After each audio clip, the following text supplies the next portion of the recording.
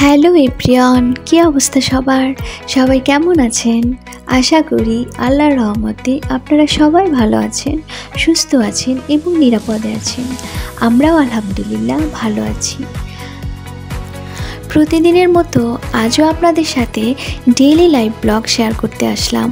আশা করি আজকের ব্লগটিও আপনাদের কাছে অনেক বেশি ভালো লাগবে।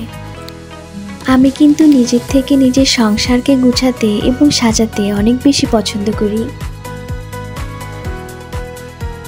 এখনও যদি আমি নিজের জন্য কিছু কেনার উদ্দেশ্যে মার্কেটে যাই, তো তখন যদি দেখি সংসারের নতুন নতুন আইটেম চোখে পড়ে, তখন কিন্তু আমি নিজের জিনিস কেনার কথা একদমই ভুলে যাই আর সংসারের জিনিসপত্রগুলো কিনে নিয়ে আসি।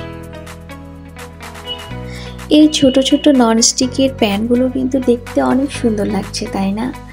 এগুলো কিন্তু দেখতে একদমই ছোট, একদম দেখা যাচ্ছে হাতের তালুর উপরে এটা রাখা যায়, অনেক ছোট, দেখতে অনেক কিউট লেগেছিল। আমি ভাবলাম যে নিয়ে যাই, তো যে কথা সেই কাজ।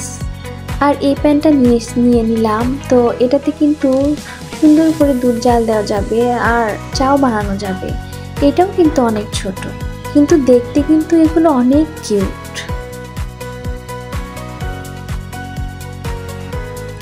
আরএফএলের বেস্ট বাই শোরুমে যেসব জিনিসপত্র সেগুলো কিন্তু অনেক সুন্দর। যত জিনিস, যত আইটেম, দেখতে কিন্তু ওগুলো অনেক ইউনিক এবং অনেক সুন্দর, এটা কিন্তু সবাই জানে। আর ওই দোকানে গেলে দেখা যায় একটা না একটা জিনিস কিন্তু কেনাই হয়। আর আমার বাসার কাছে আরএফএলের বেস্ট বাই শোরুম। আমি বাইরে গেলেই একবার ওই দোকানে একটু ঢুকি আর দেখলাম এই জারগুলো নতুন এসেছে।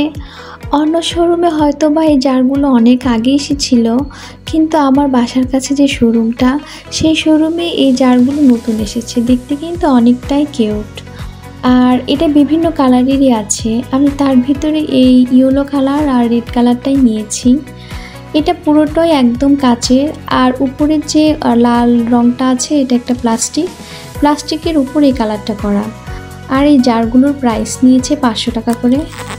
আমার কেন জানি সংসারের জিনিসপত্র কিনতে এবং গোছাতে অনেক বেশি ভালো লাগে। আর আমি বাইরে যখনই যাই তখনই দেখা যায় সংসারের টুকিটাকি কিছু না কিছু কিনে নিয়ে আসা হয়। এখন কিন্তু বাজে সন্ধ্যা 7টা, আর আমি আজকে সন্ধ্যা থেকে ব্লগটা শুরু করেছি।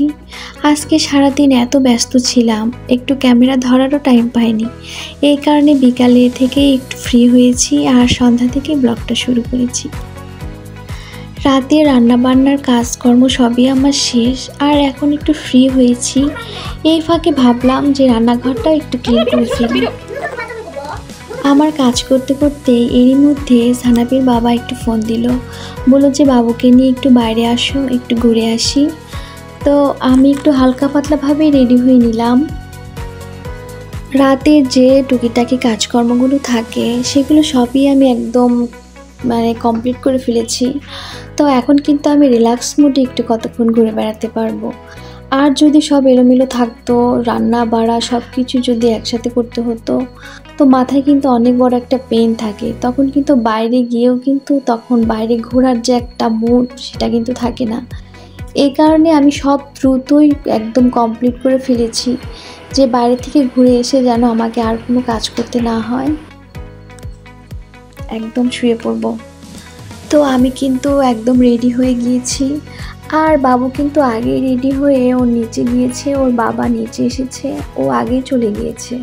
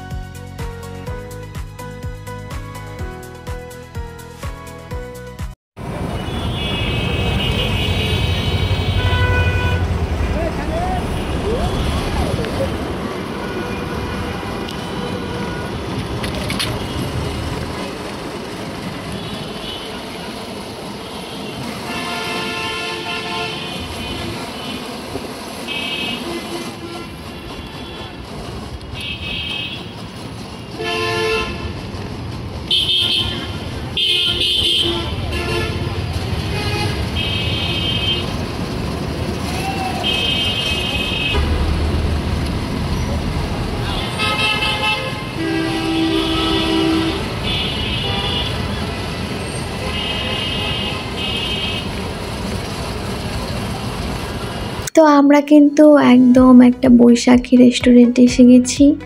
আর এই বৈশাখী রেস্টুরেন্টটি কিন্তু রংপুর মেডিকেল কলেজের একদম কাছাকাছি। আর এখন বাজে হচ্ছে ৯টা, রাত ৯টা বাজে। তো আজকের ভিডিওটি যদি আপনাদের কাছে একটু ভালো লেগে থাকে, প্লিজ একটা লাইক দিয়ে যাবেন। আপনাদের একটা লাইক আমার এই ভিডিওটিকে অনেকের কাছে পৌঁছে দিতে সাহায্য করবে। আর যদি ভিডিওটি আপনাদের কাছে খুব বেশি ভালো লেগে থাকে, তাহলে প্লিজ আমার চ্যানেলটিকে সাবস্ক্রাইব করে পাশে থাকবেন।